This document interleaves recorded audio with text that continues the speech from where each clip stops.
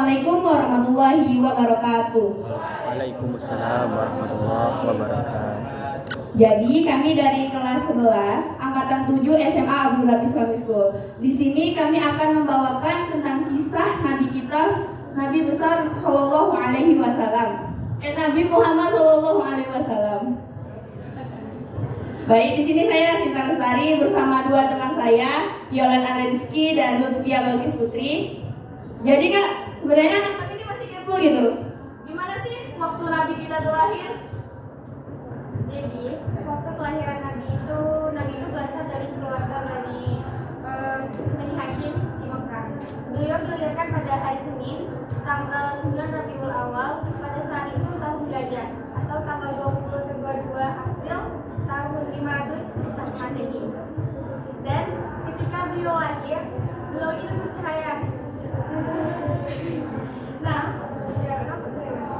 jadi ketika beliau lahir itu beliau itu memancarkan cahaya yang sehingga cahaya itu keluar dari rumah dan memaparkan kepada dekat istana-istana yang ada di Syam. Dan setelah itu ketika Nabi Muhammad SAW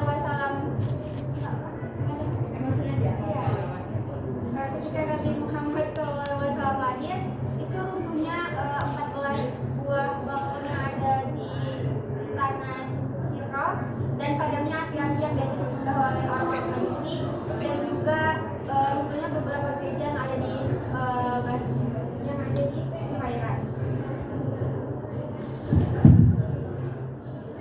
Rasulullah SAW dilahirkan dalam keadaan yatim, di mana ayah beliau meninggal ketika beliau berusia 2 bulan dalam kandungan.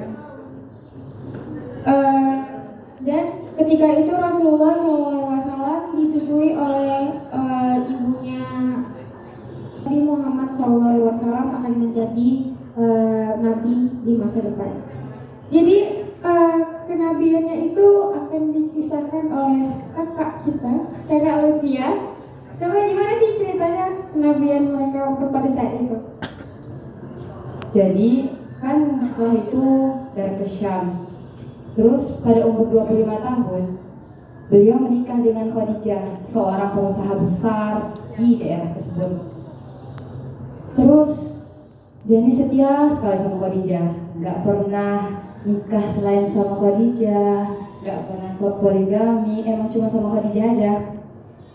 Nah, ketika umur 40 tahun, beliau tuh akhirnya mendapatkan risalah dari Allah Subhanahu wa taala melalui malaikat Jibril di Gua Hira pada tanggal 21 Ramadan.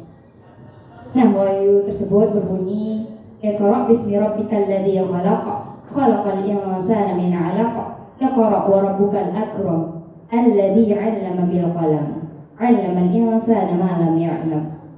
Oke, semuanya ada yang tahu itu surah apa? Masa yang nggak tahu kan udah selesai juz 30 ya. Jadi itu tuh surah Al-Alaq ayat 1 sampai 5. Nah, setelah itu barulah turun wahyu demi wahyu hingga akhirnya turunlah surah Al-Mudaththir ayat 1 sampai 7. Barulah Nabi disuruh berdakwah kepada orang-orang sekitar dia secara tersembunyi pertama-tama. Masuklah di situ Abu Bakar, Khadijah dan juga Ali bin Abi Thalib. Setelah ini barulah Allah memerintahkan Nabi untuk mendakwah secara terang-terangan. Tetapi nyatanya orang-orang Quraisy tidak menerima, malah memperolok Nabi. Hingga akhirnya Nabi memutuskan untuk pergi ke kota Taif untuk mendakwahkan agama Islam. Di kota Taif, beliau pergi bersama dengan Zaid bin Harithah, anak angkat beliau. Itu terjadi pada tahun 10 kenabian. Dan ketika sampai di sana, mereka itu berjumpa dengan 3 saudara yang menjadi pemuka itu. Yang pertama namanya itu adalah Abdul Jalail, yang kedua itu namanya Mas'ud, yang ketiga itu adalah namanya Habib. Yang mana tiga-tiganya ini adalah anak dari Amru bin Umair As-Sakif, pemimpin dari Bani Sakif. Ketika itu mereka berdua duduk berhadapan dengan 3 pemuka tadi, di mana salah satu seorang pemuka berkata seperti ini, Jika Allah benar-benar mengutusmu, berarti dia telah merobek kesepakatan.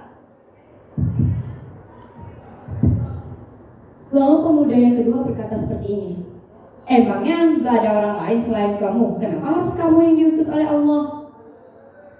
Pemuda ketiga berkata, aku tidak ingin berbicara denganmu. Jika engkau nabi, maka aku dalam bahaya.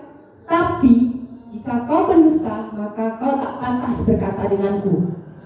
Katanya seperti itu. Lalu Rasulullah SAW pun berkata, baiklah, jika begitu, tolong rahasiakan tentang diriku. Rasulullah SAW berada di kota Taif selama 10 hari, di mana beliau terus mendakwakan, wahai orang-orang Taif, ini adalah agama yang benar, agama Allah Subhanahu wa taala. Maka beriman kepada Allah.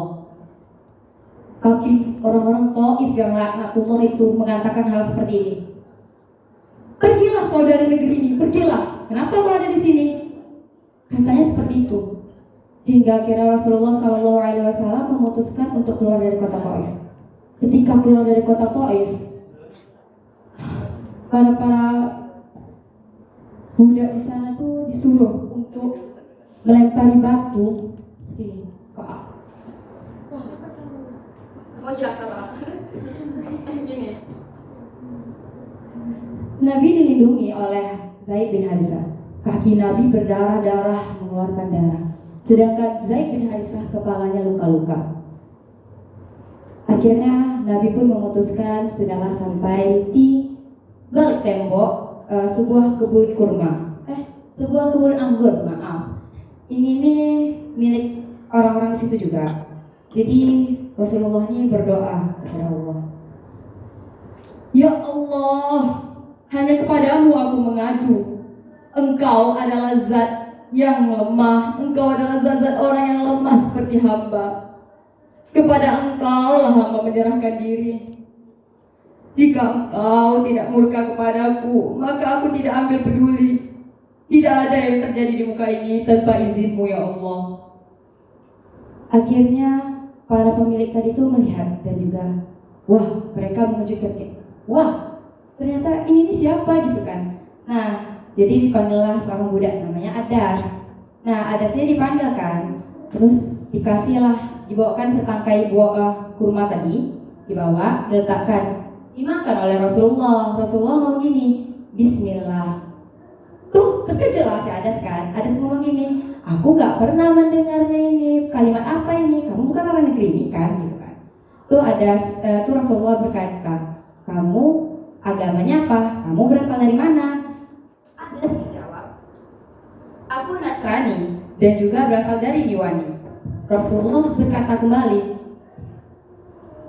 engkau berasal dari negeri orang soleh yang bernama Yunus bin Matta. Terus Adas pun menjawab, dari mana engkau tahu tentang Yunus bin Matta? Rasulullah pun menjawab, dia adalah saudaraku, sama sepertiku, karena Nabi. Seketika Adas pun mencium kakinya dan juga menyalamkan tangannya. Jadi itu kisah di Taif ya. Selanjutnya tuh masih banyak kisah-kisah lain, tapi Ana bakal bahas spesifiknya yang Taifnya aja. Ya, perang Badar, perang Hudaybiyah, perjanjian Hudaybiyah, terus banyak-banyak perang-perang lain yang akan dijelaskan mungkin untuk kelompok lainnya.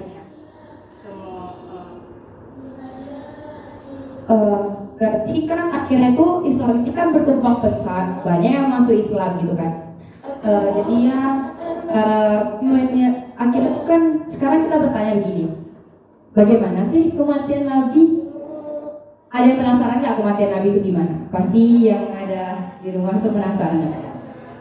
Jadi ini akan dijelaskan oleh teman kami yang bernama Sinta Sari. Kepada Sinta diserahkan.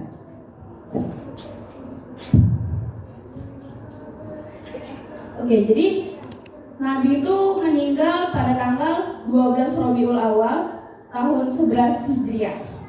Namun pada tanggal 29 Safar, tepat 11 hari Nabi sebelum meninggal tuh, beliau masih aktif sholat berjamaah di masjid.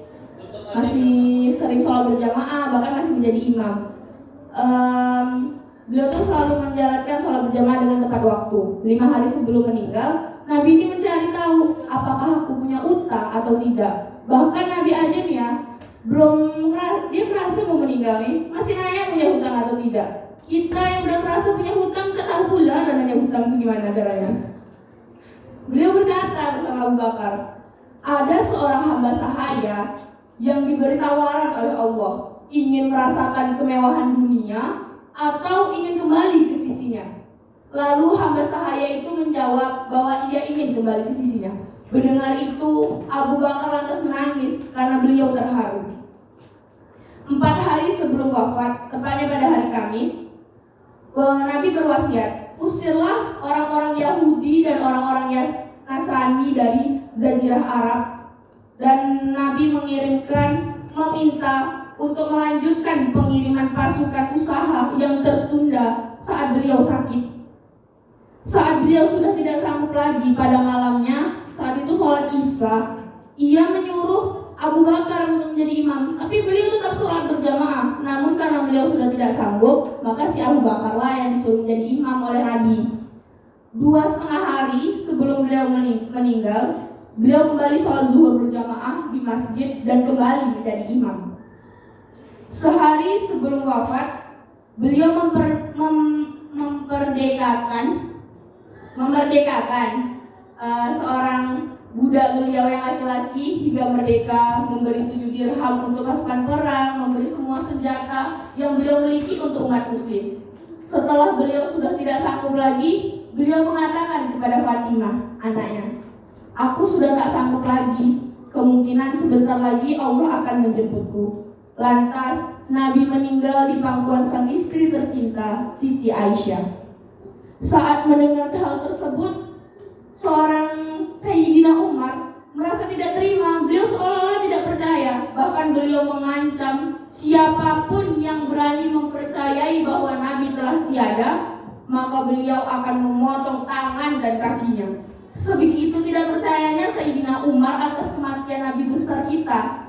Namun Abu Bakar dengan sikap kedewasaannya, beliau dengan tenang menyampaikan surah Al-Imran ayat 3. Setelah mendengarkan surah tersebut, barulah Umar percaya bahwa Nabi telah tiada. Saat Nabi telah tiada, banyak sekali huru-hara sedih di seluruh umat muslim dunia merasakan kesedihan tersebut. Namun itulah pada akhirnya, di mana ada pertemuan pasti ada perpisahan. Jodoh terbaik kita adalah kematian. Walaupun Nabi Muhammad